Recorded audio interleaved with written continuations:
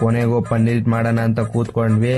ಮಸಾಲೆಗಳನ್ನ ತಗೊಬಂದು ಮೆಣಸಿನ್ಕಾಯಿನ ಕಟ್ ಮಾಡಿ ಪನ್ನೀರ್ನ ಓಪನ್ ಮಾಡ್ಕೊಂಡು ಮೆಜರ್ಮೆಂಟ್ ತಕ್ಕನಂಗೆ ಕಟ್ ಮಾಡಿ ಎಲ್ಲರಿಗೂ ಈಕ್ವಲ್ ಬರ್ಲಿ ಅಂದ್ಬಿಟ್ಟು ಆಮೇಲೆ ಬೋಸಿಗೆ ಹಾಕೊಂಡು ಖುಷಿಯಾಗಿ ಕೌಂಟ್ ಮಾಡ್ಕೊಂಡು ಹಾಕ್ತವ್ರೆ.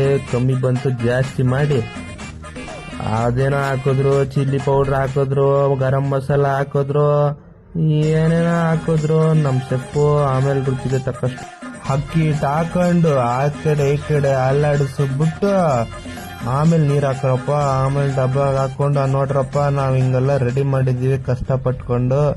ಇಂಡಕ್ಷನ್ 100% ಇಟ್ಕೊಂಡು ಎಣ್ಣೆ ಹಾಕಿದ್ವಿ ನೋಡಿ. ಏನ್ ಕೊತ ಅಂತೈತೆ. ಅದೇ ಗ್ಯಾಪಲ್ಲಿ ಪನ್ನೀರ್ ಹಾಕಿದ್ರೆ ಇನ್ನೂ ಕೊತ ಅಂದ್ಬಿಡ್ತು.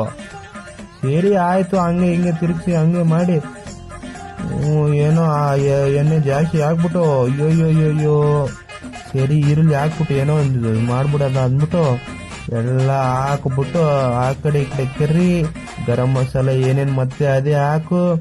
ಸ್ವಲ್ಪ ಅಕ್ಕಿ ಹಿಟ್ಟು ಹಾಕಿದ್ರೆ ಏನೋ ತಿಕ್ಕಾಗುತ್ತೆ ಅಂತ ಹಾಕಿದ್ರು. ಪನ್ನೀರ್ ಹಾಕಿದ್ರು.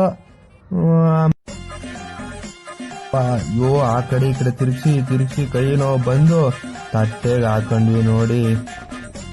ಆವ್